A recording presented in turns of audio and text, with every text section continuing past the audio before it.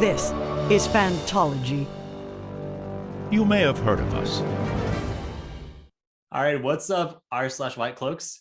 This is our second episode covering specific criticisms, bad criticisms, we're going to say, of the Wheel of Time TV show.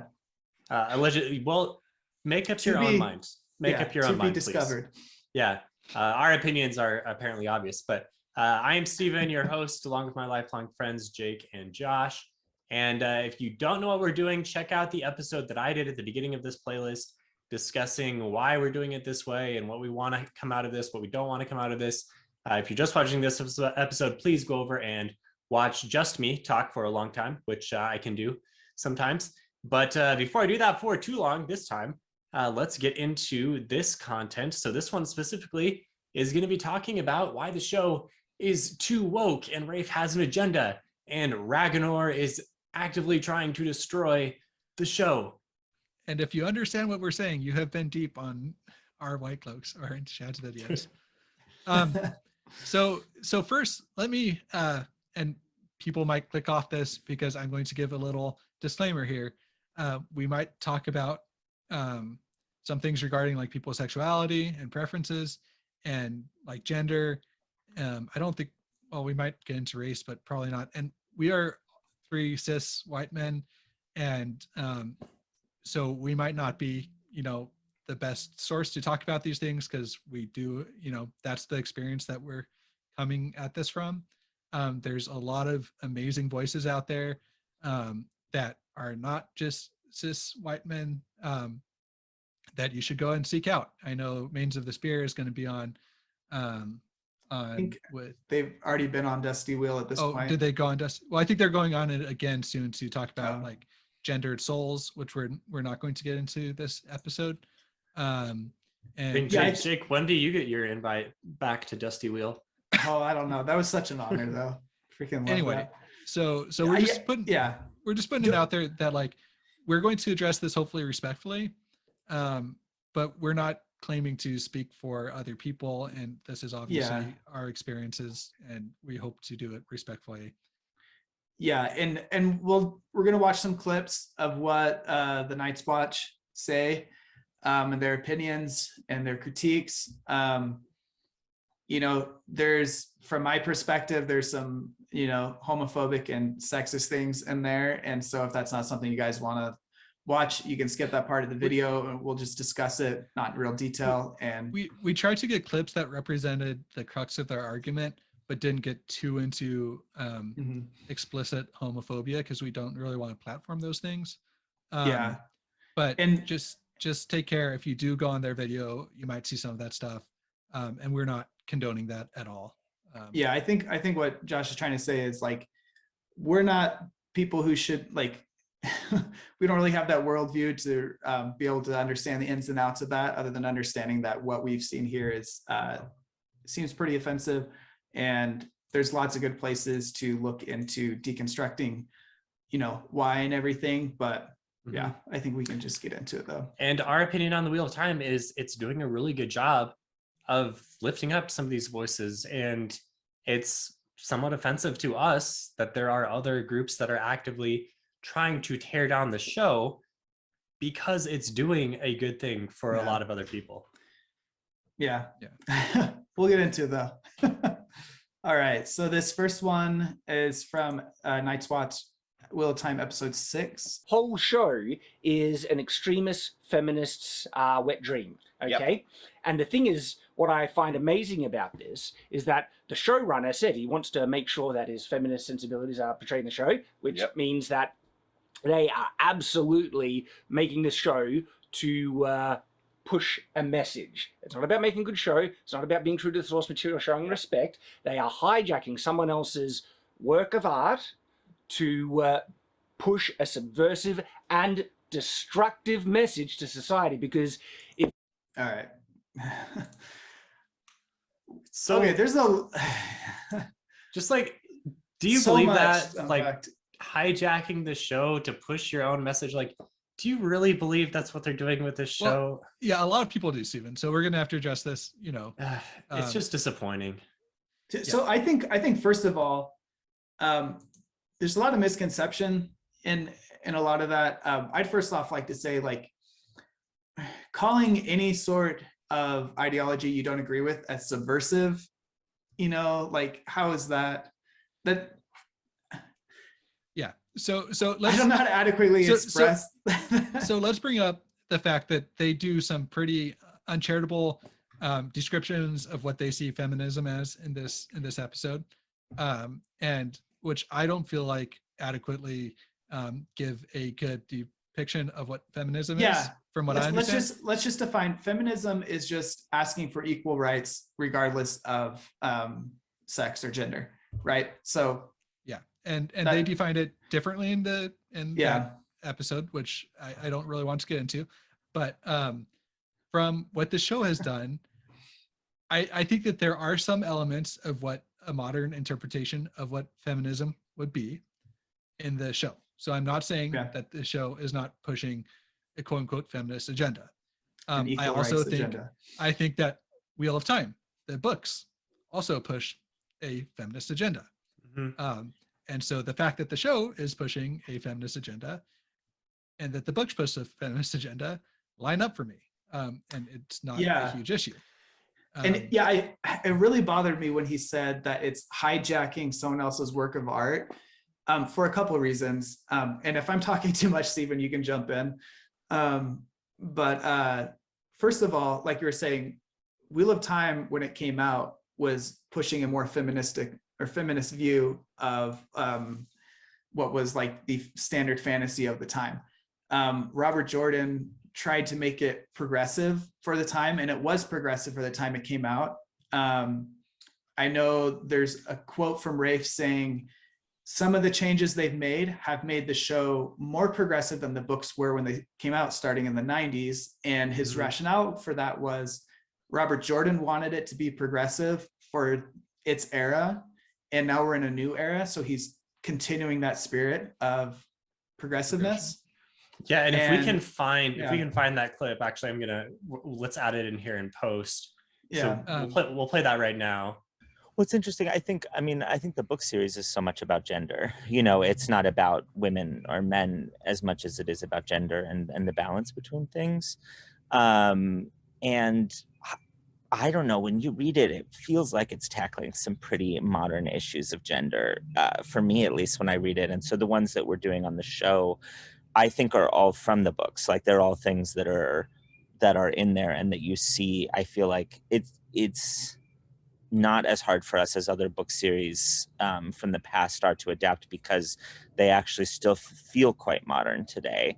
And I think that there's ways in which gender dynamics and something that might have felt feminist at that time doesn't feel feminist today. And so I think as long as you stay true to the intention of like, this was meant to be a feminist thing and we should make it feel like that today for these pieces of it, that's really good. But we're always approaching it as a story. Like every time they try to reposition stuff as it's like, this is about women and power, I'm like, no, it's actually about balance between the genders. And I think that's much more interesting and much more important. And I think an even more modern message than a lot of shows are tackling now is like, the books are ultimately about finding that balance.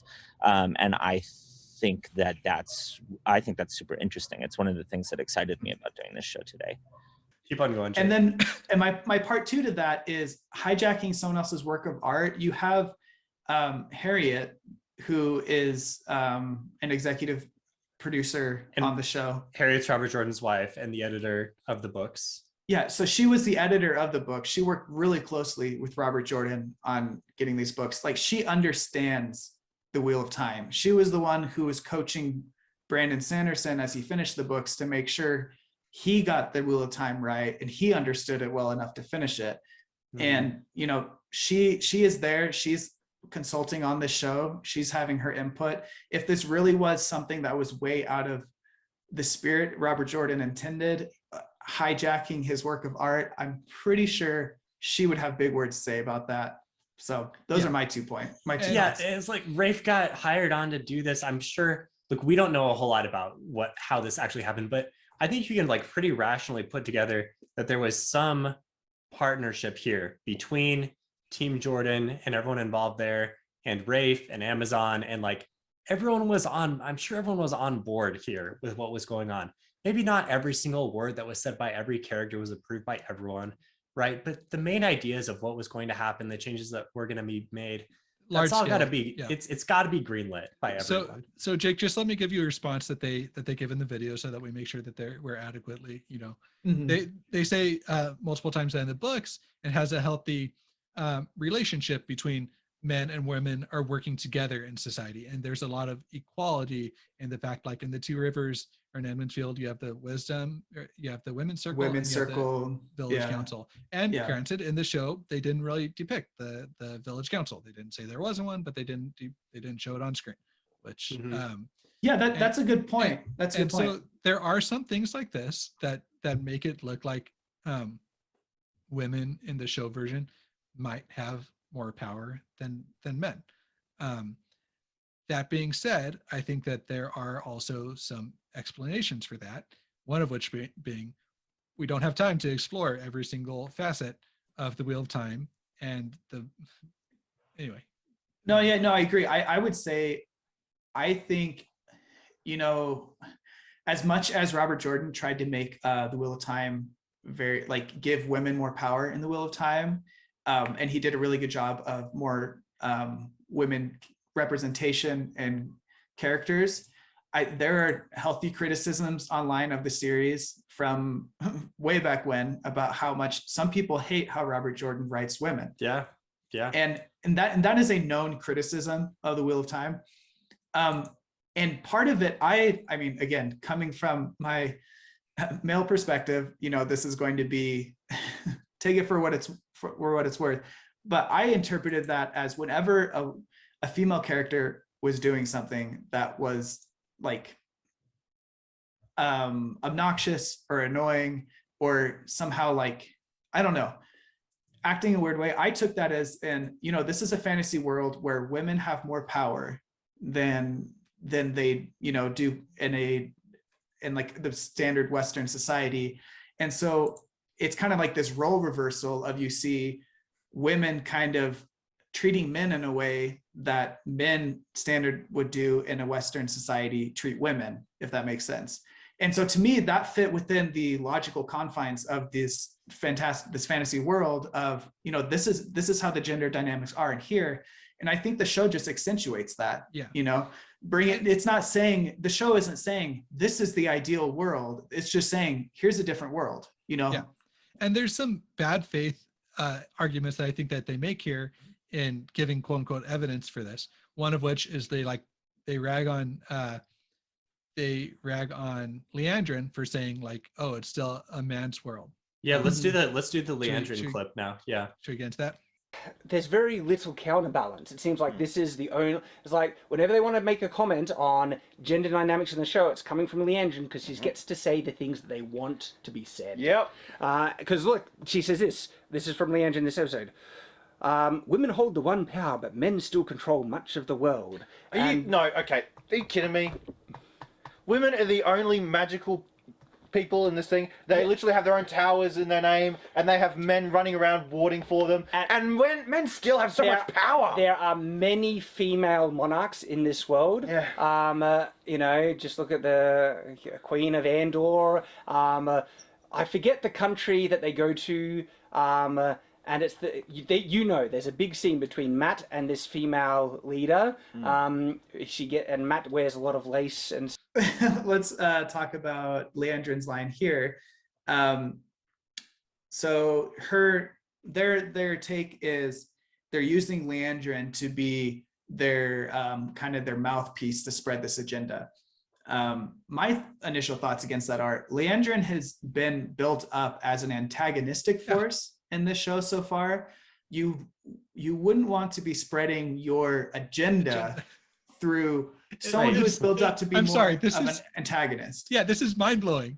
Like, this is the character they're choosing to say the lines that they want to be said, is the character you're supposed to hate the most so far in the show. Shouldn't Moraine be the one spewing all of the agenda? Yeah, or okay. You have Moraine pointing out her contempt for men and how it's unfounded. To her face. Maureen okay, but let's break down this, like, very, very minor. I don't know what you call. We're going to give some background for Liandrin here. Okay. First of all, like Jake said, she's a red. She is pointed out to her face that she has contempt for men. Second, she's from Terabon, and Terabon. First of all, it is an example of Robert Jordan creating a society which has a king and a woman. Panarch. Yeah. Panarch. Yeah. Granted, the Panarch, I believe, is selected, and the king is by birthright. Right. Hereditary, yeah. So there's a difference here. And in Liandrin's time, a little bit of just like lore background, the king was found out to be a channeler and was hauled off because he was a bad king. So Liandrin, because he could channel. Because he could channel, right? Yeah. And so Liandrin comes from a place that had this king that was going mad, but that had to get like hauled off, but he still had just as much power, if not more, than a woman in her society. So from her perspective, even if you take out the fact that this is an unreliable narrator and somebody that like if you had any common sense, you wouldn't write to push your quote unquote agenda, it like makes a lot of sense for her character to be saying this, given her background. Yeah. It's for her character. I would also add, they talk about this, how there's an imbalance of power in the world. And again, Wraith has said that he sees, and I agree, one of the biggest themes of the Wheel of Time is imbalance. You know, you go from having, in the Age of Legends, you know, things were much more equal, men and women working in the power together. And then once the male half gets tainted, then only women, you know, use the power, and there's this imbalance. You have, that's just a big theme to the Wheel of Time. And so like Wraith and those creating the Wheel of Time TV show are not creating what they see as the ideal world for everyone to live in, where you have the Aes Sedai doing all their scheming, and you have the White Cloaks killing the Aes Sedai. Like, this is not part of their ideal world. Yeah, this is not some push. This is like, yeah.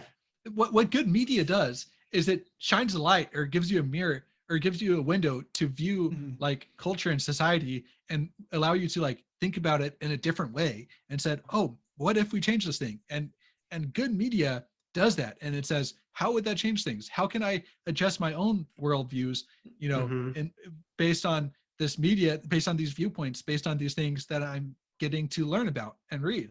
And that's what good media, whether it's a book or movie or TV show, does. And I feel like that's what they're providing an opportunity for the viewer to do that. Now, if you take that totally in bad faith, and whenever somebody says a line that you don't agree with, then how that's not in my viewpoint, a valid way to deconstruct media. If you don't, from my perspective, yeah, like you're saying, you should apply it to our world. You should see, okay, this is how this fictional character in a fantasy world is viewing the world, and I see an injustice here in this show, and then think, how does this relate to the real world? What injustices do I see in the real world based off sex or gender or all these things? That to me, that'd be the way to interpret that. No, but anyways, it's just okay. All right. I think we've hit this point. Yeah. So let's switch from the feminist thing over to the other side, where they start to argue that the show is deconstructing and devaluing men. Which is the Liandrin part was kind of part of that. So this one is addressing how Lan is too emotional. Out of character. And this scene that they're talking about, the scene at Stepan's funeral where Lan does his scream, right? Like, this is something that when people saw the trailer, I remember watching the Daniel Green reaction to the trailer, and he saw that scene and said, this scene could be a huge 0. Like, this is terrible. This is not Lan. How could he possibly be doing that? But then you watch the show and like, it does make some sense. Anyway, let's see what they say about it. Yeah. So yeah, tell me when to stop. This is a point of comparison to show how much better Lan was in the books. A stoic warrior was actually far more necessary for the role and everything like this. And now they have Lan breaking down, contradicting his character. Like breaking down, crying, screaming, rending his shirt, rubbing his nipples, right? Sorry, it's funny. He was though. Yeah, it was. I mean, Yep. I think that's good enough. I don't know if we need to go further than that. I think you got the gist. I think. Go ahead, Josh. One thing I watched the behind the scenes, and Daniel Honey was talking about how he was approaching Lan, because he knew that this was, and again, this is granted a little bit of a change from the Lan we get in the books. Okay. I don't think we're going to argue that it's not. But Daniel Henney said, I don't think that Lan would be crying in this moment. And I don't know Lan's relationship with tears, is I think what he said. But I do know what Lan could do is scream and let a scream out. And I think that shows a deep understanding of Lan as a character. And yeah, it's a little bit of a change because, again, we're adapting this. They're adapting this. They need to, maybe make a little bit of grief more visible on screen than it would get in your head. But I thought that interview, it was behind the scenes on episode 5. I thought that showed a deep understanding of Lan's character from the actor portraying him. Anyway. Yeah, I think it's necessary to make clear that this wasn't Lan becoming overcome with emotion at the death of Stepan. That isn't what spurred this. He was chosen to act in this funeral rite to be basically, like, there's a tradition of this in lots of cultures of you're kind of like this performative mourner. And so he was chosen to be the one to, express that mourning. And so not only was it like some of his emotion in there as well, but it was also a performative thing. This was more of a ceremony. It wasn't Lan just sitting there at his friend's funeral and then all of a sudden screaming. He was asked to do this. It is a change. It's a change from the books, you could say. Yeah. Right. Well, this rite was added. Right. Well, and I 100% agree. Lan in the show is different than Lan in the books. He talks a lot more. He still talks the least, pretty much, of anybody, at least outside of talking to Moraine. But he does talk more. But okay. I mean, it's an adaptation. You're gonna have to make some differences. This was Lan acting in his duty as this. That's a good point. In this rite. And what's Lan's favorite phrase, right? Duty is heavier than a mountain, right? Yeah. Right. I don't want to butcher this, but this was him fulfilling a ritualistic duty that he had, and that is shown in the show. And so, yes, it might be a bit of a change, but I thought it was very emotional. It set the stakes for what can happen, like the grief that people can experience from this type of thing. And so, if you didn't like it, that's fine. But but saying that this is like a deconstruction of manhood, which they get into a lot, like they use this as an impetus to say that, like, that men should just be emotional and weak and subservient and stuff. Like, again, I don't want to like put words into their mouths here, but so if you want to go watch the video. But like, but I don't think that that's what this was doing. Yeah, it's changing Lan a little bit. It's not deconstructing what a man should be in our society. It changed, for sure, changed the Lan. But yeah, 100% agree. Okay, let's talk about the Perrin thing. Perfect time when Perrin could have actually done something. They give it to Egwene, and really, it's when Egwene stabs the guy in the back, getting it free. They had to go through so much convoluted bullcrap where she just appears out of nowhere to give her the kill, not the real way, he's probably alive, instead of Perrin. Okay? The logical progression of that scene is that Perrin would do it. He would take out this guy, save Egwene, but they chose to change it. Why? Think about that. And you come to the answer. This is, like I said, mask off moment for the creators, where we are seeing changes which are clearly done because of their own worldview and agenda, which is making the show far worse than what the books are, and it's showing contempt for the books to an extreme level where they will actually inject more than half of an episode instead of what was in the books because they think they can do better. It's... All right. What do you think he's going to say next? Okay. So I went through, sorry, I'm talking a lot. I went through and broke the scene down second by second. Okay. So let's just see if the logical progression of the scene is that Egwene should have gotten the kill here. Okay. First of all, before I do that, Jake, why don't you talk about the emotional state that Perrin was in? I mean, I kind of agree. I don't agree with the agenda aspect of this. I do think this episode would have been stronger if, from my opinion, if Stepan's role was a little smaller, still carry out the same thing, and we got to see more of Egwene and Perrin. And I think it would have made sense for Perrin to then in his, that wolfish state, he comes out to accidentally kill somebody again. And something like that does happen in the books. So me as a book reader, obviously that's where my mind goes with that. But I think what they were trying to do in the show, for better or for worse, is to establish, Perrin was just talking about confessing that he killed his wife accidentally in a rage. And so maybe he was feeling that wolfish rage and was holding it back because he just, he's out of control again and he doesn't want to hurt anybody. That's kind of how I interpreted it. He's still very much in this emotionally fragile state because they kind of jump-started his character with the death of his wife. Right. So I agree that this scene could have gone either way. It could have put Perrin further down this road of becoming, scared of his rage, and that would have been fine. I'm not saying that you would be wrong to think that, but to claim that it's this huge unmask moment or mask off moment because they had Egwene get this kill, and later on they go on to say that there's no way that she magically teleported from her restraints and they didn't say there's no way to. They just say she teleported. She teleported. Okay, I went through. This is what I want to point. I went through the scene, broke it down second by second, and it took Egwene 4 seconds to burn through the rope, burn through Perrin's rope using the 1 power. 4 on-screen seconds. Okay, there were 12 seconds in which it showed Valda being distracted by Egwene and Egwene stabbing him. So if it took her the same amount of time, she would have had more than enough time to burn through her own restraints, grab the knife, and stab Valda.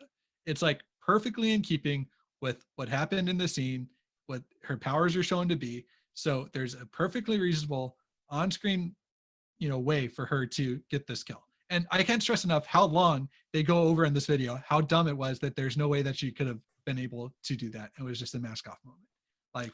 We didn't really show a lot of that in our clip, but anyway. Yeah, I don't know. I don't see the agenda there. I see it as, if anything, they're okay, we need to make sure both characters have something to do in this scene once they're free, because it wouldn't make sense. Yeah. It wouldn't make sense logically for Egwene to free Perrin and then do nothing. She would free herself and then she still wouldn't do nothing. She would do something. Yeah. And I think they made Perrin freeze for, maybe not freeze, maybe he was just overcome. I don't know. I think they didn't want, I wonder if they were thinking, he's still struggling with this violence. If we have him commit more violence here, that could be that's the way I interpreted it. Yeah. And so I don't know. I think that is a critiquable point though, whether or not he should have been the one to. I think the storytelling decision is the critique of how you want to do that. The storytelling decision. Yeah. The agenda thing, I'm not understanding the agenda thing there. The agenda thing is that you can't have a man get the kill when a woman can do it, and what I mean. I don't think that's anyway. I think there's some misconstruing of that part, but I don't know. I mean, Lan knocks out Nynaeve, right? Straight up knocks her out. Yeah, there are men overpowering women in this show. I mean, Perrin overpowers a woman in episode Perrin 1. Definitely overpowers a woman. Ooh. Too soon? Yikes. Okay, yeah, I think that's always too soon. Okay, last bit of criticism the wokeness here. Yeah. So this is discussing. Oh, go ahead, Josh. I was just gonna say again for this part, this is we don't want to come off as offensive, and we don't want to platform offensive things. So this is a sensitive subject, and we're going to do our best to handle it appropriately. And I don't know. That's why we're getting into the step in thing, and specifically the joking that him and Lan do about potentially joining Alana's warders. Yeah. And as warders and as potential lovers, and the sexual implications there. And this was a very big part of their video and their follow-up video, so that's why we're addressing it. Yeah, here we go. A while after I watched them this morning, actually, but I remembered these ones, so they're not in order. But so the guy with the twin axes who's really depressed that his person died. Mm-hmm. I love how he's just I'll go with this other woman who's she has all of her warders. 2 other warders, yeah. I'm just thinking he's just well, guess I'll gay now. I've written that down too. Yes. and then Do we keep going or? I just thought this is the first I've noticed it. The guy on the on screen right, he just puts his hand up for a high five and just gets left hanging. Anyway, that's why I was laughing, not because of what he said was funny. All right, we had another 30 seconds down, but let's see. I was fake laughing. I guess I'll just be. And here's the Are thing. you kidding me? Here's the thing. He's like, then I thought he seriously considered it, and then he commits suicide.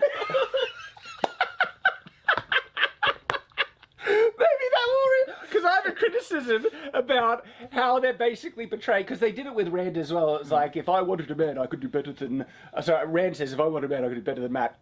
It's like they're trying to say that anyone who's straight, they're kind of implying you could be gay, and you might like it. Just open, keep the consideration open, you know? Yeah. All right. I thought the Rand joke on Matt was funny. That was funny. Nice little dig on Matt. Well, yeah, like that's all that was, and no one was suggesting Rand and Matt should be gay. Yeah. What the only thing that happened there was she met two men traveling together and was like, oh, that's a reasonable assumption that they could be together romantically. And well, it's like if you ask if somebody has a girlfriend, because she was obviously trying to seduce Rand. So even if she didn't say that, I'd be like, oh, how's your girlfriend doing? Oh, I don't know. I think this whole segment is steeped in the idea that the default is everybody's sexuality is straight, and any deviance from that is seen as like threatening to that.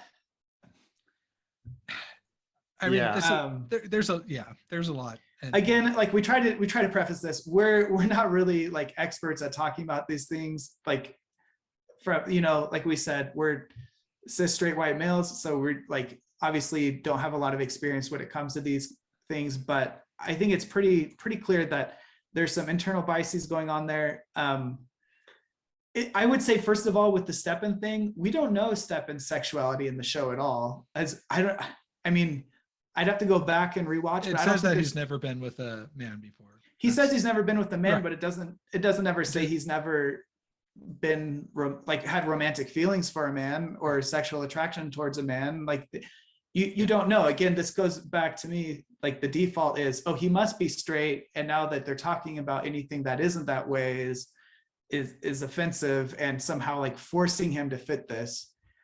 And I'm sorry, but like it is extremely offensive to imply, as they did, and I'm gonna say it's like homophobic, and they hated when people called them homophobes because apparently they have gay friends, but it was extremely homophobic, even if it was just a joke, to imply that he committed suicide after thinking that he might be in a gay relationship with men, which nobody was going to force him to do, first off. But second of all, like that's just extremely, like, even if it's done in a joking way, you still, if we somehow like said that in a Fantology episode, we would edit that crap out, because that's not what any of us stand for or like would want to come across. And they posted that and then backed it up in a follow-up video. So it wasn't just something that like slipped out and somebody thought it was funny and continued along this vein to make some offensive jokes. Yeah, and we cut out a lot of offensiveness. We had to leave something in there to frame what we're saying, but we're really trying not to attack them personally at all. But it's hard when we see this type of rhetoric being spread to not criticize it for what it is. And we're trying to keep this as much as it can be to address their critiques of the Wheel of Time TV show. And I mean, this was one of their critiques for it, but it was also so intermixed with like toxic homophobic rhetoric again. Yeah, exactly. Yeah, toxic homophobic rhetoric. Anyways, yeah, so lots to not be there's just a lot wrong with what was said there. And one point that you had written down, Josh, as well, to just like directly combat the whole narrative in the show, what was going on in the show, was he might have just been saying whatever he was saying to like put Lan at ease. land at ease, right? Because he's trying to trick him. And to be clear, we're not saying that he would like by writing that down, by saying that, that's not saying that like there's no way that he would have been like he would have had a desire to be in that relationship, or we're not saying that that would be like a bad thing.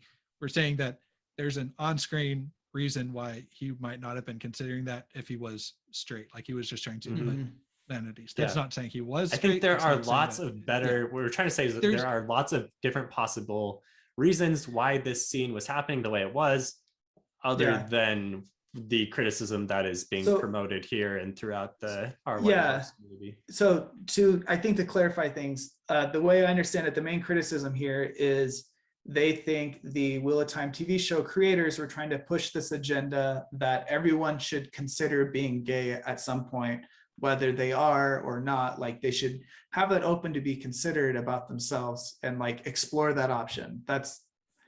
And from here, this is not what that is. This is, I think this is an opportunity and an attempt for the show to be more inclusive and more modern and progressive for today's world. Like it would be weird if they had exclusively heterosexual relationships in the show, you know, like that doesn't reflect because they didn't in society the time. And because they books and our society. Yeah. That's another good point. In the books, and like in the White Tower, like one of the things that is really common is the idea of pillow friends, which is basically what you just said, Jake, which is like experimentation. Like, I mean, the whole thing is it fits in a, like, it reflects our society. It fits the Wheel of Time's society. And none of it was meant to be this agenda pushing. This was all just Lan trying to comfort a friend and him trying to pass everything off as like, oh yeah, it's okay. You know, I'll probably join Alana because, you know, that's what Lan wants to hear, because Lan wants to feel comfortable that he's going to be okay. And even if he was considering it in the moment, I still don't think that's like an agenda pushing thing. Like, no, yeah, even if it's anyway. Like, yeah, none of it was agenda pushing. The only agenda that was being pushed that I could see is representation and inclusivity. No agenda is being said that, I don't know. In like a minimalistic, in like a bare minimum way, right? Like bare minimum, yeah.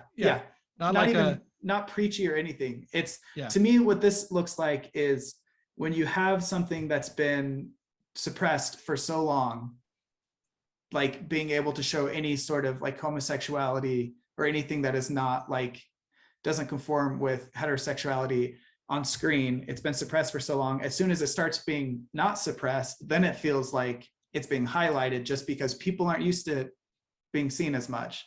And that's the type of thing I get from these guys on Night Watch. They're not used to seeing this type of representation. So even the littlest amount comes across as too strong for them. But so before we get into, you know, a full on ideology thing, I think that's a wrap for our critiques of the critiques. Was Wheel of Time too woke? Yeah, let us know. Draw your own conclusions. We don't want you to, I mean, we obviously told you what our opinions are, but let us know what yours are. Again, please don't be toxic. Watch my video at the beginning of this playlist where I tell you to please not be toxic. I'm saying that again, don't be toxic. So we'll see how it goes, but it is the internet and this is YouTube, so who knows what's going to happen. Yeah. Okay, we have one more of these reviews, which is going to be diving into the differences between the show and the books. Did they do it faithfully enough or not? So tune in for that one. Thanks, everyone. All right, see ya. Thanks, guys.